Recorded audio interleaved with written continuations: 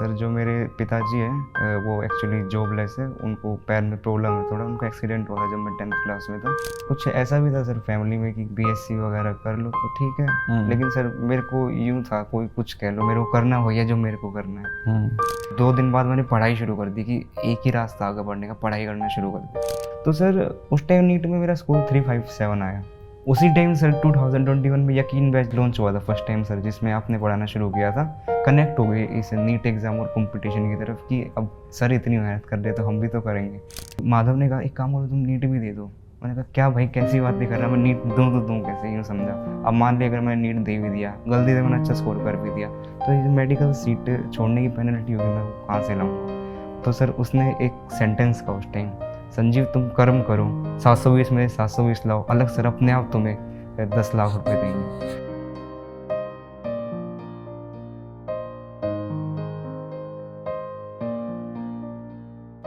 जय हिंद।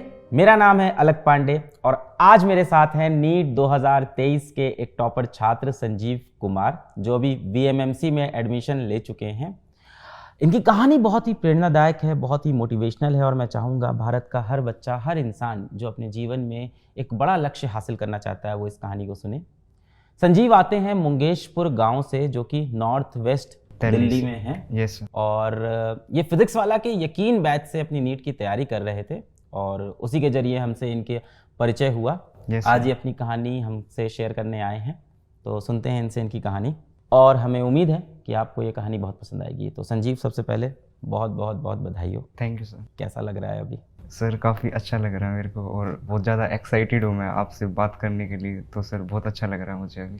कॉलेज में एडमिशन लेके कैसा लग रहा है? सर कॉलेज में एडमिशन लेके मेरे को मतलब यूँ लग रहा है कि जो मैंने सोचा था मैंने वो अचीव कर लिया। सर मैं नवोदय विद्यालय में पढ़ा हुआ छात्र हूँ। तो वहाँ पे सर जो बच्चे रहते हैं, जो वीडियो देख रहे होंगे, वे रिलेट कर पाएंगे कि बहुत बड़े बड़े सपने होते हैं कि भाई ऐसा करेंगे बाहर जाके, वैसा करेंगे बाहर जाके, लेकिन बाहर की जब प्रैक्टिकल दुनिया दिखती है तो उतना कुछ नहीं हो पाता है। तो वो मैंने सर अब कुछ कर लिया, तो मेरे को सही में बहुत अच्छा लग रहा है कि मैंने नवोदय का भी नाम रोशन किया। और सबसे बड़ी बात सर कि ये पूरे जो मैंने किया है, अगर आप नहीं होते तो वैसा कुछ नहीं हो पाता। ये सर ऐसे नहीं कि मैं आपको देख के कह रहा हूँ, जब प्रैक्टिकली ऐसा है तो सर मैं बता पा रहा हूँ। कि जन्म कहाँ पे हुआ आपका, घर पे कौन कौन है, माता पिता क्या करते हैं, इस बारे में यहाँ से शुरू करेंगे। सर मेरा जन्म मुंगेशपुर, एक नॉर्थ वेस्ट दिल्ली में एक गांव है मेरा, वहाँ पे जन्म हुआ है। मेरी फैमिली मेम्बर्स में मेरी माता जी है, पिताजी है, बुआ जी है, मेरे भैया है और दादा दादी जी हैं। सर जो मेरे पिताजी हैं वो एक्चुअली जॉबलेस है। उनको पैर में प्रॉब्लम है थोड़ा। उनका एक्सीडेंट हुआ था जब मैं 10th क्लास में था। तो और डिफरेंट पर्सनल इश्यूज की वजह से वे मतलब जॉबलेस है। नहीं, बचपन में जब आप हुए थे तब तो उस टाइम भी नहीं की थी अच्छा। Sir job. तो मेरी मम्मी जी जॉब करती है, अभी नर्स एक्चुअली। तो मेरी मम्मी जी मतलब जॉब करती है और मेरे दादाजी जो थे वे, जब आप पैदा हुए थे तब मम्मी नर्स थे तब भी? सर एक्चुअली जब मेरा जन्म हुआ उस टाइम तक तो नहीं था। फिर सर फैमिलीज़ में इश्यूज आए कुछ पर्सनल। उसके बाद मम्मी ने डिसाइड किया कि वे सेल्फ डिपेंडेंट होंगी और उन्होंने कोर्स किया जीएनएम का और फिर उसके थ्रू मम्मी जी नर्स बनी। क्या बात है। जी सर। बढ़िया। तो मम्मी से ही इंस्पायर हुए मेडिकल फील्ड के लिए? हाँ जी सर, थोड़ा मम्मी जी का है इंस्पिरेशन कि मम्मी जी अगर ऐसा कर सकती है, क्योंकि सर मम्मी जी हरियाणा से बिलोंग करते हैं। तो वहाँ पे थोड़ा है मतलब फीमेल्स की एजुकेशन का इशू है। तो उस वैसे भी मतलब उस एनवायरनमेंट में अगर वे नर्स बन सकती है तो। माता जी तो आपकी शिक्षित होंगी ना, क्योंकि नर्स की नौकरी कर रही हैं तो हाँ जी शिक्षित सर, होंगी। अब शिक्षित है।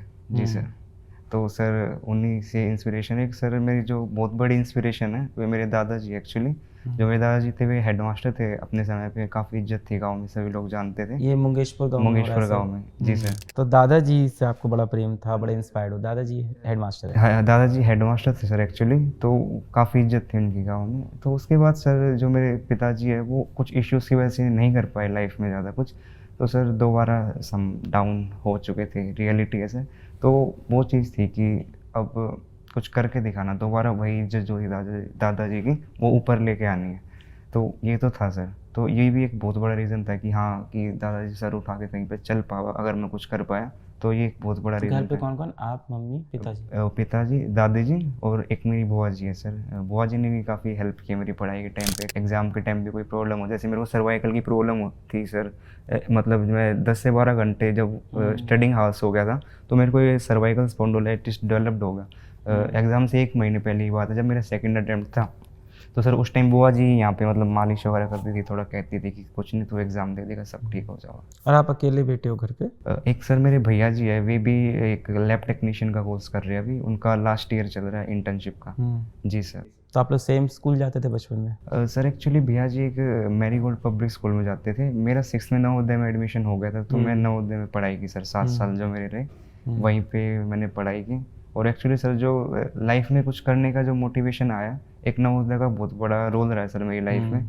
इवन सर जो बच्चे नवोदय के अगर वो देख रहे होंगे तो वो रिलेट कर पा रहे होंगे बहुत ज़्यादा कि नवोदय में होना कितनी बड़ी बात होती है। इवन सर अगर मैं दिल से अगर आपसे शेयर करूं कि मेरे को लाइफ में सबसे ज़्यादा खुशी कहाँ पे हुई थी, तो सर एक वो नवोदय ऐसी जगह है जहाँ पे मेरे को सबसे ज़्यादा खुशी हुई है ज़िंदगी की। उसके बाद तो सर वो बहुत प्यारी दुनिया होती है, सब कुछ बहुत प्यारा होता है। इवन सर मैं वहाँ पे school as a school captain मैंने काफ़ी हद तक स्कूल संभाला भी है वहाँ पे। जब नवोदय नहीं गए थे जी तब सर। आप गांव के स्कूल में थे कि शहर का स्कूल? सर मैं गांव के स्कूल में ही था, मैरीगोल्ड पब्लिक स्कूल। कितनी दूर था घर से? सर मेरा जो गांव है उससे अगला ही गांव है कटेवड़ा। तो कैसे जाते थे स्कूल? वहाँ बसेस थी सर उस समय, बस से जाते थे। बचपन के बारे में बताओ, कैसी दोस्ती यारी थी, पढ़ाई में कैसे थे? सर बचपन में मतलब यूँ था सर कि पढ़ाई थी नॉर्मल की, थोड़ा बहुत पढ़ लेते थे, ऐसा नहीं कि बहुत ज़्यादा पढ़ते थे। मेन जो पता चला कि असली पढ़ाई है कि वो नवोदय में जाने के बाद पता चली, वरना उससे पहले तो सर ऐसे ही चलता था कि मस्ती कर लो, ये कर लो, वो कर लो, कुछ पता ही नहीं मतलब लाइफ का क्या है क्या नहीं है। तो नवोदय में जाके रियलिटी पता चली कि ये पढ़ाई है भाई। और उस टाइम घर पे जब थे तब क्या ट्यूशन लेते थे, कैसे पढ़ते थे? नवोदय में मतलब नवोदय से पहले ट्यूशन वगैरह में सर कभी गए नहीं 12th क्लास तक। मैंने बिना ट्यूशन की पढ़ाई की। इवन सर 10th में मेरे 91% आए थे और 12th में सर मैंने कम पढ़ा तो 85% रहे मेरे। 11th में लेकिन सर 64% आए थे, उस टाइम बिल्कुल ही डाउन चला गया था। 11th में 64% काफ़ी है मुझे तो लगता है। जी सर 11th थोड़ी हार्ड है। फिर नवोदय में आप 10th में पहुंचे? हाँ जी सर, फिर मैं 10th में पहुंचा। सर मेरे एक फ्रेंड था ब्रजेश, वो 10th क्लास तक मेरे साथ रहा था। उसके बाद सर वो दक्षिणा में चला गया था। दक्षिणा एक इंस्टीट्यूट है जो नवोदय के बच्चों को मतलब पढ़ाते हैं, कोचिंग देते हैं IIT JEE की। तो सर अभी वो गूगल में इंटर्नशिप है उनकी, ब्रजेश की। तो सर मतलब वो मेरे बेंच पार्टनर थे। तो सर मेरे को एक यूँ रहता था 12th के बाद, यार ब्रजेश भी तो चला गया तो तू भी तो जा सकता है। तो वो भी रहता है सर कि इस वजह से मैं कुछ कंपटीशन की तरफ मेरा फोकस रहा सर।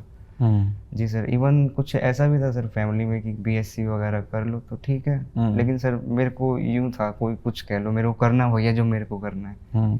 सर 12th के बाद जैसे ही मैं पास आउट हुआ उसके बाद घर का माहौल काफ़ी टॉक्सिक था सर, तो कुछ ज़्यादा ही टॉक्सिक था। मतलब मैं एक्सप्लेन करते टाइम मेरे को अजीब सा लग रहा है, लेकिन जैसे ही वो माहौल देखा मैंने यूँ सोच लिया यहाँ पर रहकर तो नहीं होना कुछ। टॉक्सिक क्या होता है? असल में होता ये है कि जिन घर में पैसे रुपए की कमी होती है और लड़ाई झगड़े बहुत होते हैं। जी सर। सब ये ऐसा नहीं कह रहा हूँ कि अमीरों के घर में नहीं होते हैं, जो पैसे रुपए से सक्षम होते हैं उनके घर में भी लड़ाई झगड़े बहुत होते हैं, हर ही घर में होते हैं। पर अक्सर ऐसा होता है कि गरीबी कहीं ना कहीं एक कारण बन जाता है। आप दिन भर कहीं ना कहीं चिड़े रहते हो क्योंकि आपको बेसिक एम्यूनिटी आपको नहीं मिल रही है जीवन जीने की। जी सर। तो आप ऑलरेडी अपने जीवन से परेशान हो, और उसमें होता क्या है, इंसान कहीं ना कहीं उस चीज़ का जो ब्लेम है वो किसी और पे देने की कोशिश करता है। जी सर। तो अक्सर ऐसा देखा गया है, जिन घर में पैसों का अभाव होता है वहाँ पे इंसान चिड़चिड़ा होता है, परेशान होता है, समाज उसे परेशान कर रहा है, तो घरों में लड़ाइयाँ ज़्यादा होती है और जी सर, उन घर के बच्चों को टॉक्सिक माहौल मिलता है। तो सर तो मतलब इस माहौल को देख के मैंने मतलब मैं जब स्कूल से आया था तो अगले दिन मैंने अपना BP मापा था सर, मेरा 58 तक जा चुका था BP। और मैं बस बैठा था यूँ शांति की, अब क्या करूँ, एक चेयर पे ऐसे ही बैठा था। उस दिन सर मैंने डायरी लिखना शुरू कर दिया था और उससे अगले दिन तुरंत 2 दिन बाद मैंने पढ़ाई शुरू कर दी कि एक ही रास्ता आगे बढ़ने का, पढ़ाई करना शुरू कर दे। उस टाइम सर एक सिनगेज पब्लिकेशन होता था जो इतनी मतलब मोटी बुक होती थी, इतनी बड़ी होती थी, मैंने फिजिक्स की वही सोल्व करनी शुरू कर दी सर। और 11 IIT के लिए तैयारी कर रहे थे? नहीं सर, मेरे पास मटेरियल उस टाइम वही था, तो मेरे को लगा मतलब डायरेक्शन तो नहीं थी ना सर कि नीट में ऐसे करना होता है, बस यूँ था कि कर दो काम की तो शुरू कर दे, कर्म करना शुरू कर दे। क्योंकि सर मतलब जैसे कृष्ण भगवान भी कहते हैं तुम कर्म तो करना शुरू करो, तो फल पे इतना मतलब अधिकार नहीं है तुम्हारा जो तुम ज़्यादा फोकस करो। बस विदाउट डायरेक्शन मैंने पढ़ना शुरू कर दिया था। तो सर ऐसी 2 बुक मैंने ख़त्म कर दी थी 11th-12th की सिनगेज पब्लिकेशन की। और उस टाइम कोविड चल रहा था सर एक्चुअली, तो सितंबर में एग्ज़ाम हुआ था, तो मैंने दिया था। और मैंने अपने स्टडिंग हाउस सर जहाँ नवोदय में 2-3 घंटे होते थे वो मैंने 8-9 तक कर लिए थे स्टडिंग हाउस अपने बाहर आने के बाद। तो सर उस टाइम नीट में मेरा स्कोर 357 आया। फिर सर दोबारा गायब। यार मेहनत कर ली, सब कुछ कर रही है, लेकिन 357 क्या फ़ायदा उस चीज़ का, अब क्या करेगा आगे। उसी टाइम सर 2021 में यकीन बैच लॉन्च हुआ था फर्स्ट टाइम सर, जिसमें आपने पढ़ाना शुरू किया था। तो सर सबसे बड़ा रीज़न यूँ था कि आप उस बैच में थे, तो अगर इंसान थोड़ा गिरता भी था तो सर आप बीच बीच में मोटिवेशन वाली बातें देते रहते थे उस टाइम। तो वे चीज़ें सर और ज़्यादा मतलब कनेक्ट हो गई इस नीट एग्ज़ाम और कंपटीशन की तरफ कि अब सर इतनी मेहनत कर रहे हैं तो हम भी तो करेंगे। तो सर यकीन बैच ज्वाइन किया, उसमें पढ़ाई की मैंने सर। और उसी टाइम सर मतलब मैंने बहुत ज़्यादा अपना सिटिंग हाउस बढ़ा लिया था, और उसी टाइम मेरे को ये सर्वाइकल की प्रॉब्लम आई थी सर। तो सर मैंने एग्ज़ाम दिया, उस टाइम 557 स्कोर मेरा आया। उसके बाद सर मैंने सोचा बाम्स में एडमिशन में ले लेता हूँ, और सर मैंने बाम्स में एडमिशन के लिए फॉर्म भर दिए थे, और मैंने गलती से गलत फॉर्म भर दिया सर। हाँ सर, एक्सीडेंटली मैंने अपनी जो मैंने दिल्ली एनसीटी जो होता है कि मैं दिल्ली से बिलोंग करता हूँ तभी मेरे को स्टेट कोटा मिलेगा, मैंने वो दूसरा भर दिया। तो घर पे पता है ये हो गया। फिर उस टाइम सोचा यार एक तो 557 स्कोर किया, एटलीस्ट कहीं एडमिशन मिल रहा था, वो भी नहीं हो पाया। तो सर उस टाइम क्या हुआ, जनवरी से मैंने दोबारा प्रिपरेशन की, तो 4-5 महीने, जुलाई में एग्ज़ाम था उस टाइम, तो 4-5 महीने दोबारा प्रिपेयर किया। और सर वो जो प्रिपरेशन का फेज़ था वो इस बार कोई बैच नहीं खरीदा? इस बार बैच लिया सर मैंने, यकीन बैच लिया टेस्ट सीरीज़ के लिए। टेस्ट सीरीज के लिए? हाँ जी सर। दूसरी बार? Yes sir. सर मतलब ये अगर मैं स्टोरी बताऊं कि इस बार हुआ क्या मेरे साथ, जैसे सर मैंने बताया लास्ट ईयर में एडमिशन हो गया था एक गवर्नमेंट कॉलेज में, तो नहीं वापस वहीं चलो, बैम्स में। हाँ सर, बाम्स में। तो मतलब वहाँ मेरा एडमिशन मतलब मैंने गलत फॉर्म फिल कर दिया था वहाँ पे, तो दोबारा 4-5 महीने मैंने दोबारा एग्ज़ाम दिया। और सर जब मैंने एग्ज़ाम दिया तो मेरा 603 स्कोर आ गया। लेकिन सर जो 603 स्कोर आया उसमें मतलब बहुत मेहनत लगी, मतलब कई बच्चे रिलेट कर पाएंगे अगर वो कंपटीशन की तैयारी भी कर रहे हैं। आप कितना भी सोच लो ये लड़का है वो लड़की है, कोई काम नहीं आता, माँ बाप काम आते हैं, और काम आता है सबसे ज़्यादा आपका विश्वास खुद का। जी सर। ज़िंदगी में तुमको हर कोई किसी न किसी कदम पे जाके छोड़ देगा। अभी तो आपने जीवन में सही मुकाम हासिल कर लिया, आप सेलेक्ट हो गए, बहुत से बच्चे सेलेक्ट नहीं होते हैं। एक समय के बाद उनके माता पिता भी उनके ऊपर गिव अप कर देते हैं और फिर बोलते हैं कि तुमसे नहीं निकल पा रहा है, तुम क्या करोगे, ताने देने शुरू कर देते हैं। लड़की तो बहुत पहले छोड़ देती है इंसान को, लड़की लड़का ये सब चक्कर। एक चीज़ है जो आपका साथ नहीं छोड़ती, वो है आपका आत्मविश्वास। आज मैं यहाँ बैठा हूँ तो एक चीज़ थी जिसने मेरा साथ नहीं छोड़ा, और वो था मेरा कॉन्फिडेंस कि मुझे कुछ करना है जीवन में तो करना है, अब कोई साथ हो कोई साथ ना हो। सर इन सभी फेजेस के बाद एक चीज़ तो मतलब प्रैक्टिकली मेरे को लगने लग जाती है कि मतलब ये जगत सही में मिथ्या है, ऐसा लगने लग जाता है सर एक टाइम बाद। फिर दूसरा अटेम्प्ट दिया? हाँ फिर सर मतलब तीसरा अटेम्प्ट? हाँ जी सर। 603 नंबर? हाँ जी सर। फिर क्या हुआ? फिर सर मेरा मतलब उड़ीसा में मैंने एडमिशन ले लिया।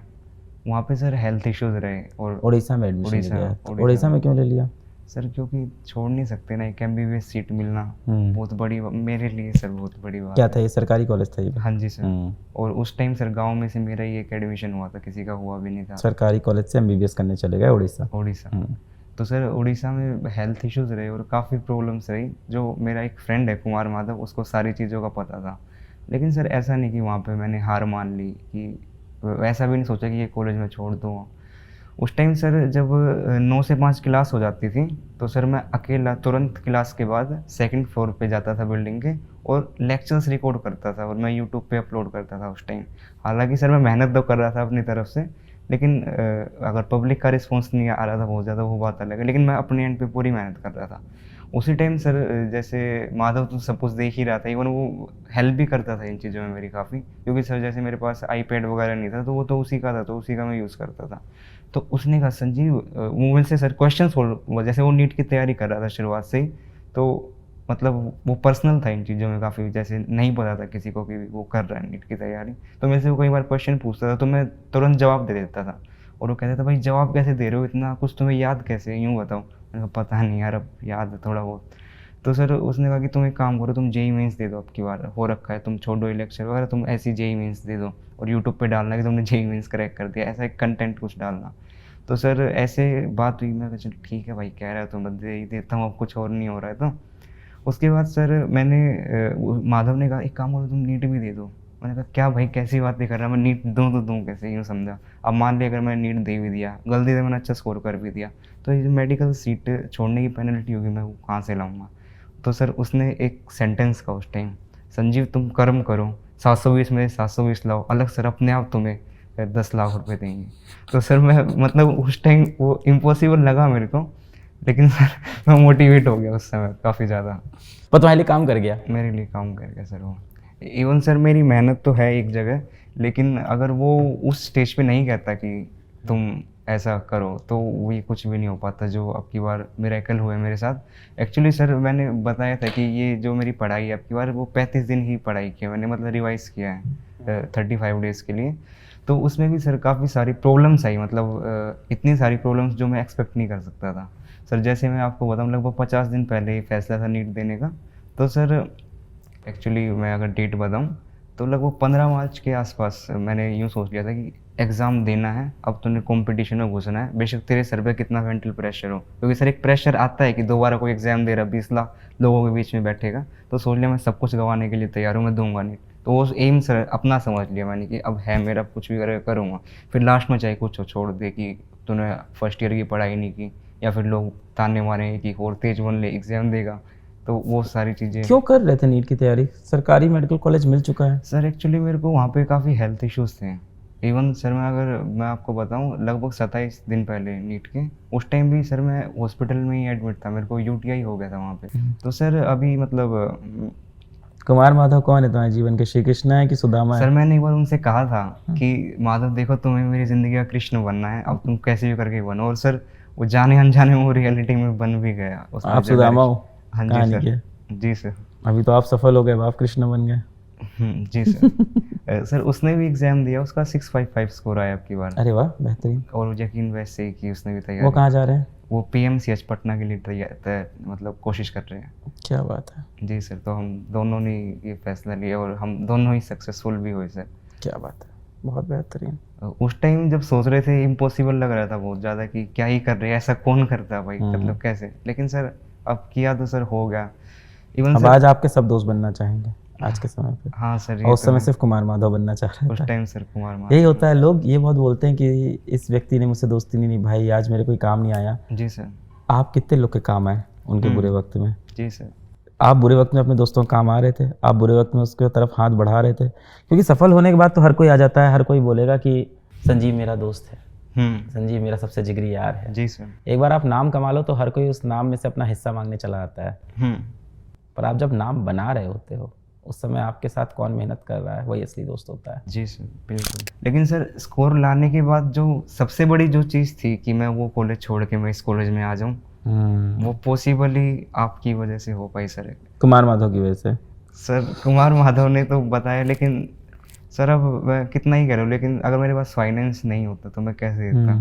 और सर एक्चुअली ये चीज़ मतलब सबको पता भी है कि आपने मेरे को वहाँ से यहाँ आने के लिए जो फंड प्रोवाइड किया वो आपने ही किया। लेकिन सर ऐसे टाइम पे भी कौन देता है सर। खैर तुम तो वापस करोगे पैसा। जी सर। मेरा पैसा डूब थोड़ी रहा है। नहीं सर, आपने जो इन्वेस्टमेंट की है सर उसका मतलब बहुत अच्छा वो आएगा, आप देखना सर रिजल्ट। जी सर। इन्वेस्टमेंट का बस यार यही करना। मैं तो अब यही बोलूँगा, देखो ऊपर वाले ने ठीक ठाक पैसे दिए हैं मुझे, तो मैं तो अब यही बोलूँगा कि मेरी तरफ से रोज के भाई 5 पेशेंट एक्स्ट्रा देख देना, फ्री में देख देना। मेरे तो वही है, ये काम मेरे को अच्छा लगेगा, मैंने सही जगह पैसे डाल दिए। जी सर। है ना, वैसा ना हो बाबू कि तुम बोर्ड लगा के बैठ गए और 1000 रुपये चार्ज कर रहे हो बूढ़ी दादी से, तो तब आऊँगा मैं डांटने, उस दिन कान पकड़ूंगा भाई कि ये मत कर। बाकी तो यार जी सर, ऐसे हालातों से तुम लोग निकले हो, तुम्हारे अंदर खुद ये चीज़ रहेगी कि मदद करनी है लोगों की। हाँ सर। आगे सुनाओ कहानी फिर। सर मैंने जैसे बताया कि 35 दिन। हाँ सर 35 दिन। जैसे मैंने बताया कि 15 मार्च से 30 मार्च के आसपास तक मैंने पढ़ाई की। मैंने पेपर दिए सर, मेरी दीवारों पे शॉर्ट नोट्स चिपके हुए थे।